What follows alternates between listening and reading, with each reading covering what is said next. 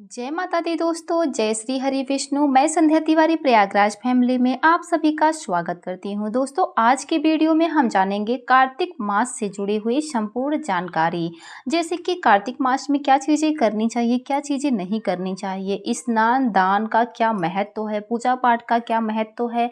ये संपूर्ण बातें आज की इस वीडियो में हम जानेंगे, तो वीडियो को अंत तक जरूर देखिएगा। अगर आपको वीडियो थोड़ा सा भी यूजफुल लगता है तो वीडियो को लाइक जरूर करिएगा। चैनल पे पहली बार आए हैं तो चैनल को सब्सक्राइब जरूर करिएगा।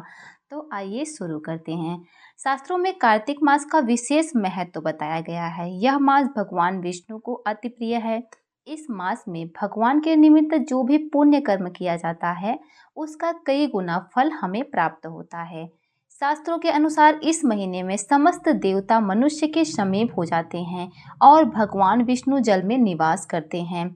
और इस महीने में किए गए स्नान दान भोजन व्रत स्वर्ण चांदी भूमि गौ आदि चीज़ों का दान देवता विधि पूर्वक ग्रहण करते हैं। जो मनुष्य दान करने में असमर्थ होते हैं, यदि वो सच्चे मन से श्री हरि के नामों का स्मरण भी कर लें और इस मास में गंगा स्नान करते हुए कार्तिक मास की कथा पढ़ें या सुनें तो वो अनंत पुण्य के भागी बनते हैं। शास्त्रों के अनुसार भगवान स्कंद कार्तिकेय इस मास में तारकासुर का वध किया था। इसी कारण इस मास का नाम कार्तिक मास पड़ा है। इसीलिए कार्तिक मास में भगवान कार्तिकेय की भी विशेष रूप से पूजा अर्चना की जाती है। यह मास शरद पूर्णिमा से शुरू होकर कार्तिक पूर्णिमा पर समाप्त होता है। ज्यादातर भक्तजन शरद पूर्णिमा से कार्तिक पूर्णिमा तक स्नान दान जप तप व्रत आदि क्रियाएं करते हैं तथा कार्तिक महात्म्य का एक अध्याय रोज पढ़ते या सुनते हैं। कार्तिक महात्म्य के अनुसार कार्तिक व्रत के 5 मुख्य नियम माने गए हैं। इन नियमों का पालन करने पर ही कार्तिक व्रत पूरा माना जाता है। पहला, ब्रह्म मुहूर्त में स्नान करना। दूसरा, तुलसी पूजन करना। तीसरा, हरि जागरण करना। चौथा, दीपदान और पांचवा, उद्यापन करना। इन 5 नियमों का पालन करने पर ही कार्तिक मास के व्रत का महाफल प्राप्त होता है। भगवान विष्णु की कृपा प्राप्त होती है। पहला, प्रातः स्नान, यानी कि ब्रह्म मुहूर्त में जब तारे निकले होते हैं, यानी कि लगभग 4 बजे के आसपास उठकर शौच आदि कर्मों से निवृत्त होकर यदि संभव हो तो तीर्थ अथवा किसी पवित्र नदी में स्नान करना चाहिए। अगर ब्रह्म मुहूर्त में गंगा नदी में स्नान करना संभव ना हो तो आप घर के ही पानी में थोड़ा गंगा जल मिलाकर गंगा का भाव करते हुए हर हर गंगे बोलकर स्नान कर लें। हो सके तो साबुन और शैम्पू का इस्तेमाल ना करें। अब स्नान करने के बाद आपको सूर्य को अर्घ देना है। उसके बाद आप अपना पूजा पाठ प्रारंभ करें। दूसरा कार्य होता है तुलसी पूजन। स्नान के पश्चात तुलसी का विधि विधान से पूजन करें। धूप दीप आदि जलाकर प्रार्थना करें, कथा सुने और आरती करें। प्रतिदिन सुबह और शाम को दीपदान अवश्य ही करें। तुलसी जी के साथ साथ पीपल आंवला और केले के वृक्ष का भी पूजन करें और कथा सुने। इस महीने में तुलसी पूजन का विशेष महत्व बताया गया है। प्रतिदिन तुलसी पूजा के बाद सुबह शाम तुलसी जी पर दीपक अवश्य ही जलाएं।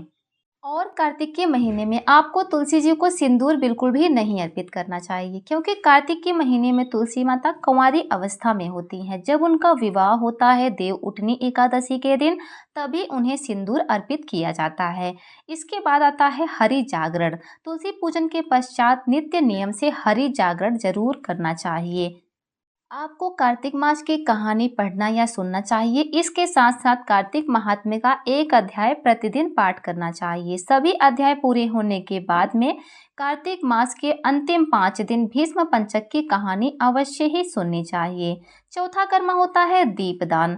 दीपदान का कार्तिक मास में सबसे अधिक महत्व माना गया है। दीपदान जैसे तुलसी माता के समक्ष सुबह शाम में दीपदान करना है और भगवान विष्णु के समक्ष घी का दीपक सुबह शाम में अर्पित करना है। दीपदान बहुत ही ज्यादा कार्तिक मास में आवश्यक माना गया है। ऐसा करने से घर में सुख समृद्धि आती है। कार्तिक महात्म्य के अनुसार भगवान विष्णु ने कुबेर जी से कहा है कि जो भक्त कार्तिक मास में मेरा पूजन और दीपदान करें उसे कभी भी धन की कमी नहीं होगी। दोस्तों, 5वां कर्म होता है उद्यापन। इसका समापन विशेष रूप से तुलसी विवाह के साथ होता है, तभी आपका कार्तिक व्रत संपूर्ण माना जाता है। कार्तिक मास के शुरू से लेकर अंत तक में व्रत उठाए गए सभी नियमों का श्री हरि का स्मरण करते हुए श्रद्धा पूर्वक पालन करना चाहिए और कार्तिक मास के महात्म का अध्ययन करना चाहिए। अब देखिए, क्या पूरे महीने हमको व्रत करना चाहिए? तो यह हमारे सामर्थ्य पर और हमारे संकल्प पर निर्भर करता है कि हम कितना कठिन व्रत और उपवास कर सकते हैं। आप पूरे मास फलाहार खाकर भी इस व्रत का पालन कर सकते हैं, या फिर एक समय सात्विक भोजन करके भी इस व्रत का पालन कर सकते हैं, या फिर आप सात्विक भोजन करते हुए भी कार्तिक मास के नियमों का पालन कर सकते हैं। उससे भी आपको उतने ही पुण्य फलों की प्राप्ति होगी।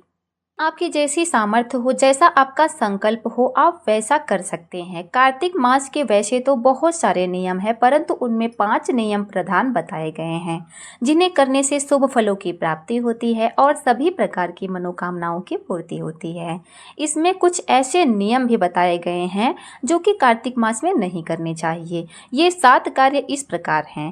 पहला, भूमि पर शयन करना। जो लोग कार्तिक के नियमों का पालन करते हैं उन्हें भूमि पर शयन करना चाहिए।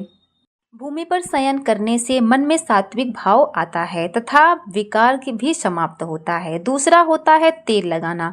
कार्तिक मास में शरीर पर तेल बिल्कुल भी नहीं लगाना चाहिए। यदि सिर पर तेल लगाना हो तो सिर पर लगा सकते हैं, किंतु शरीर पर तेल बिल्कुल भी नहीं लगाना चाहिए।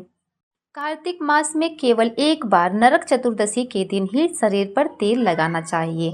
तीसरा होता है लहसुन प्याज का सेवन नहीं करना है। देखिए, कार्तिक के महीने में जो लोग नियमों का पालन कर रहे हैं उनको लहसुन प्याज का सेवन नहीं करना चाहिए, शुद्ध सात्विक भोजन ही करना चाहिए। चौथा, धूम्रपान, मांस, मंदिरा आदि चीज़ों से दूर रहना चाहिए। पांचवा होता है दलन खाना निषेध माना गया है। दलन अर्थात उड़द, मूंग, मसूर, चना, मटर, राई जिनके 2 टुकड़े हो जाते हैं उन्हें नहीं खाना चाहिए। बैगन और मूली भी नहीं खाना चाहिए। कुछ भक्तजन सरसों का तेल भी नहीं खाते हैं। छठा नियम है संयम। कार्तिक मास का व्रत करने वालों को तपस्वियों की तरह व्यवहार करना चाहिए। निंदा, छल, कपट आदि चीज़ों से दूर रहना चाहिए। सातवां होता है ब्रह्मचर्य का पालन करना। कार्तिक मास का व्रत करने वाले मनुष्य को पूर्ण रूप से ब्रह्मचर्य का पालन करना चाहिए। दोस्तों, कार्तिक मास से जुड़ी हुई ये तमाम महत्वपूर्ण बातें हैं। कौन सी चीज़ें हमको करनी चाहिए, कौन सी चीज़ें नहीं करनी चाहिए, तो आप भी कार्तिक के महीने में इन नियमों का पालन करके भगवान विष्णु को प्रसन्न करके अपनी समस्त प्रकार की मनोकामनाओं को पूर्ण करें। दोस्तों, आज के लिए बस इतना ही। मिलते हैं अगले वीडियो में। तब तक के लिए जय श्री हरि विष्णु।